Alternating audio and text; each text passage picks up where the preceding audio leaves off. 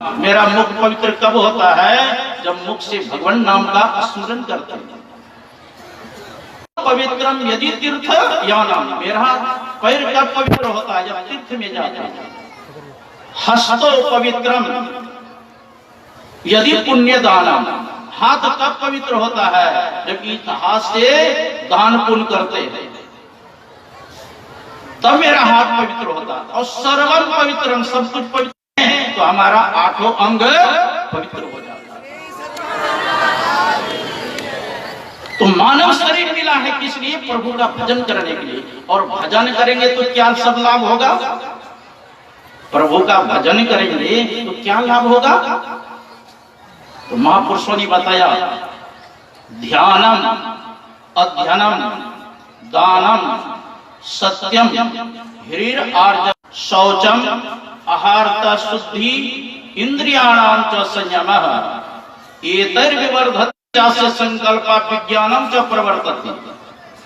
कहते सत्य बोलने से, ध्यान करने से, दान करने से, अपने जीवन को सरल बना लेने से, लज्जा करने से और अंदर और बाहर से पवित्र रहने से, अंदर बाहर पवित्र रहने से और दमन करने से तेज बढ़ेगा शरीर का। पाप मानम उपहंति च, और आपका पाप नष्ट होने लगेगा। सिद्ध्यंति चास्य संकल्पा, और आपका संकल्प सिद्ध होने लगेगा। जो आप सोचेंगे वह होने लगेगा। सिद्ध्यंति चास्य संकल्पा विज्ञानम च प्रवर्तते, आपका अध्यात्म ज्ञान, अपरोक्ष ज्ञान बढ़ने लगेगा। ये सब लाभ होता है। इसलिए मानव को हमेशा अपने मन को ध्यान में लगाना चाहिए, जप में लगाना चाहिए।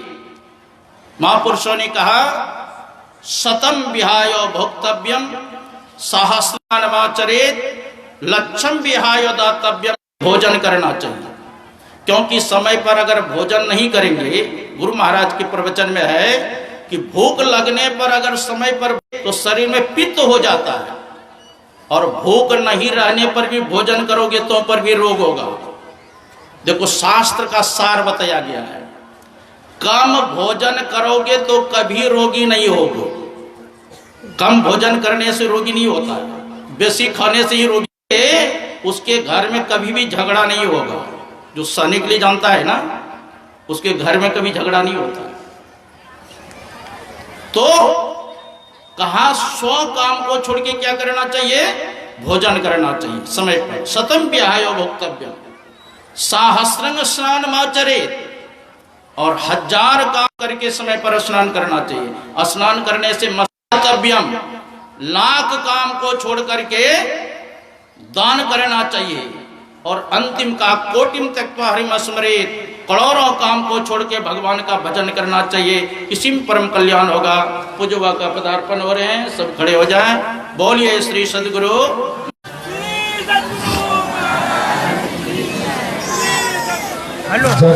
स्वागतम गुरुदेव, स्वागतम गुरुदेव, शरणागतम गुरुदेव, स्वागतम गुरुदेव, शरणागतम गुरुदेव। गुरुदेव तुम्हारी जय जय, गुरुदेव तुम्हारी जय जय, गुरुदेव, गुरुदेव तुम्हारी जय जय हो।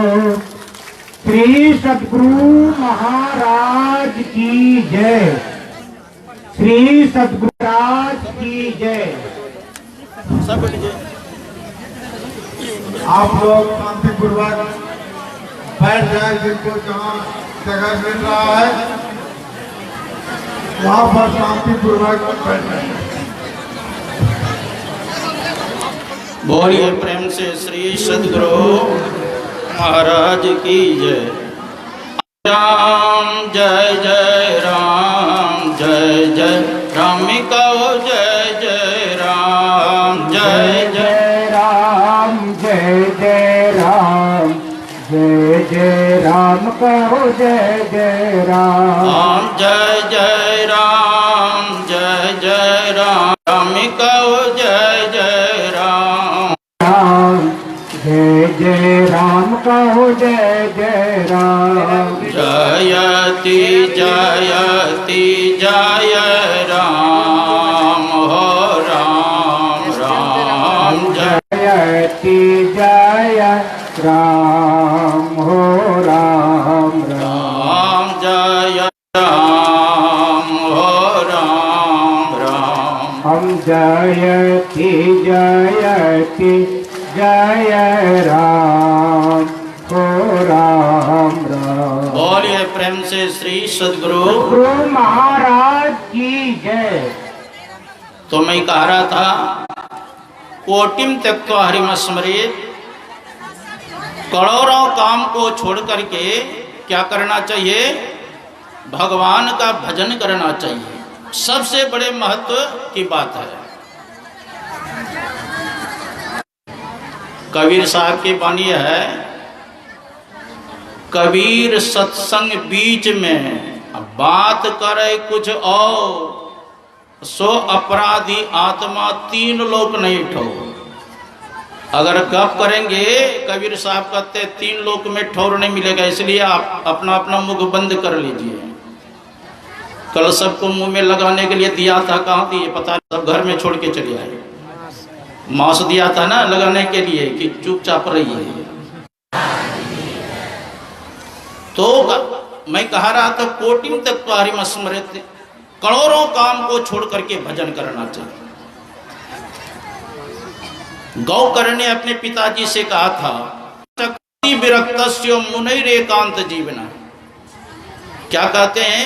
न चंद्र सुखम किंचित, न तो सुख स्वर्ग में इंद्र को है, न चंद्र सुखम किंचित, न सुखम चक्रवर्ती न तो चक्रवर्ती राजा को सुख है। चक्रवर्ती राजा युधिष्ठिर जी महाराज थे, लेकिन सुखी थे क्या? कितना दुखी थे।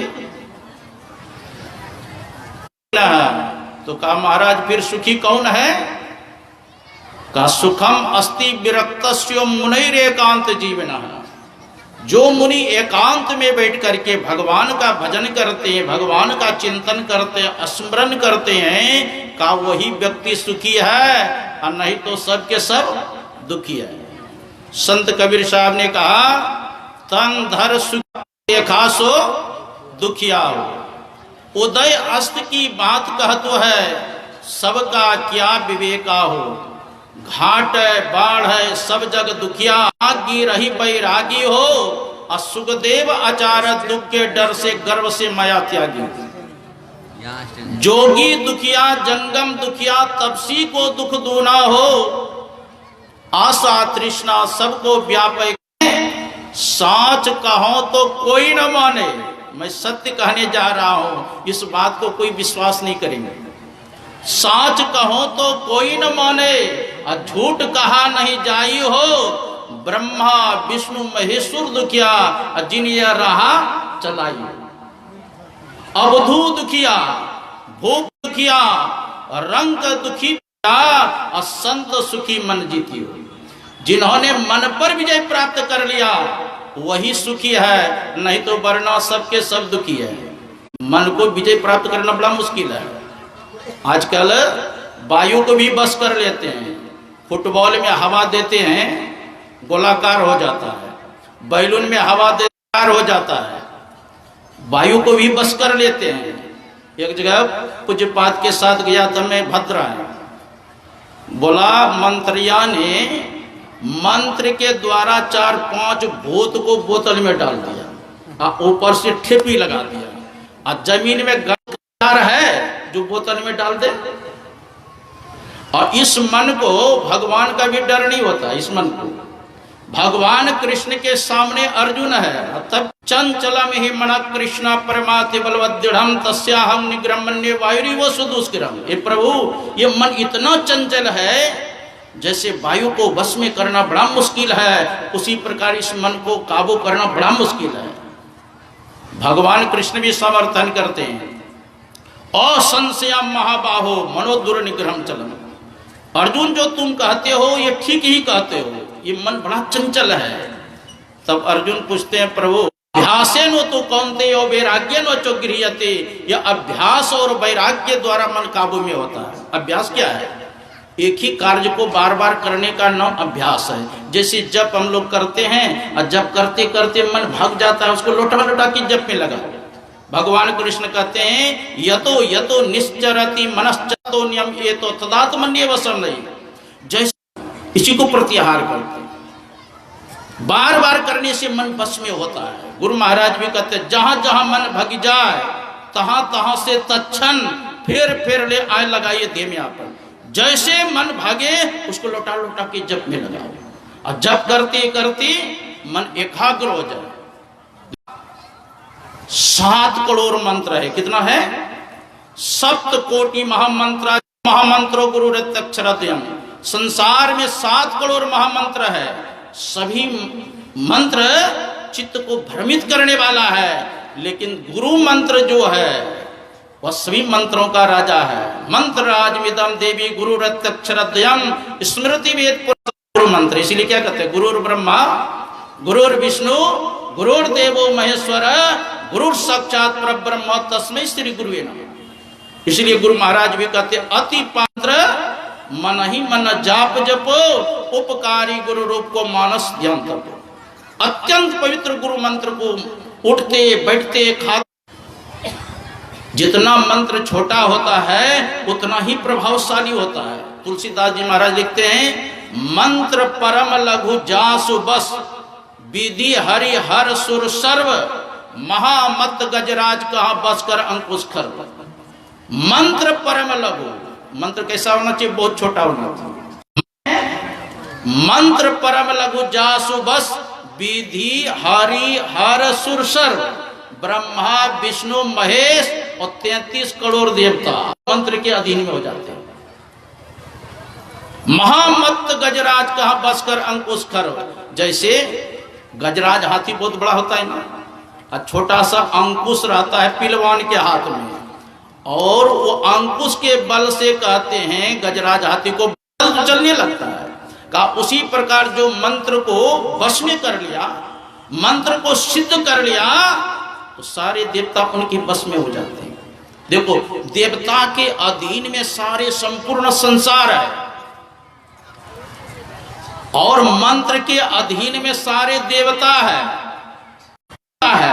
और मंत्र किनके अधीन में है? साधक के अधीन में यह मंत्र है।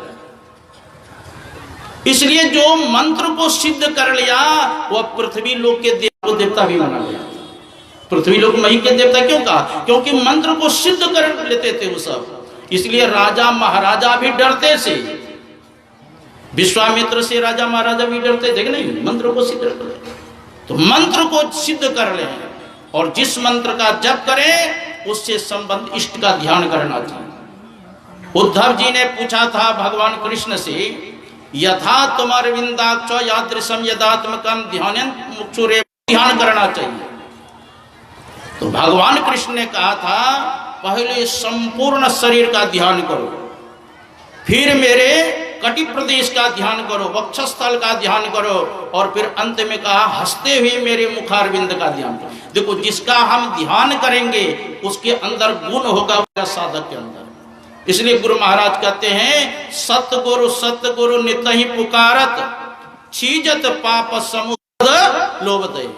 जो सदगुरु रूप का ध्यान करते हैं, क्योंकि सदगुरु के अंदर काम क्रोध लोभ मोह मत्सर नहीं है, और ध्यान करेंगे उनका तो उनके अंदर में रहेगा विकार। जिसका हम ध्यान करेंगे उसका के अंदर दृष्टियोग करने की क्षमता है। दृष्टियोग गच्छन्ना सागरे मनसा सह सर्वं तरति पापानां तस्य जन्म सतार्जितम्। कहते मुहूर्त भर भी न सागर में अज्ञा कमल में अगर साधक स्थिर हो जाए, मुहूर्त मपि गच्छन्ना सागरे मनसा सह सर्वं तस्य जन्म सतार्जितम्। सैकड़ों जन्म का किया हुआ पाप से वो पार उतर जाता है। सब आरती में कह दिए आरती तन मंदिर में कीजिए। किस मंदिर में? इस शरीर की मंदिर में। कैसे आरती करें? तो दृष्टि उगाल कर सन्मुख दीजिए, और सन्मुख देंगे क्या होगा? चमके बिंदु, असली बिंदु का दर्शन होगा। सूक्ष्म ब्रह्म ज्योति अनुपम लग लीजिए, जगमग जगमग रूप शब्द सुरत अभ्यास सरल तरह अकारी करी सार शब्द कही लीजिए। अपने अंदर में अनहद शब्द हो रहा है, उस अनहद शब्द में एक शब्द सार शब्द है जिसको ओम स्फोट उद्गित प्रणव कहते हैं। इसी शब्द को वाल्मीकि जी महाराज ने समाधि नाम जपत जग जाना, अब वाल्मीकि भये ब्रह्म समाना। रूप का ध्यान करें, दृष्टियों का अनुसंधान करें और पंच पापों से बचें। वेद व्यास जी महाराज 18 अष्टादश पुराणे व्यास वचन द्वयम परोपकाराय पुण्याय पापानम परिपीडनम।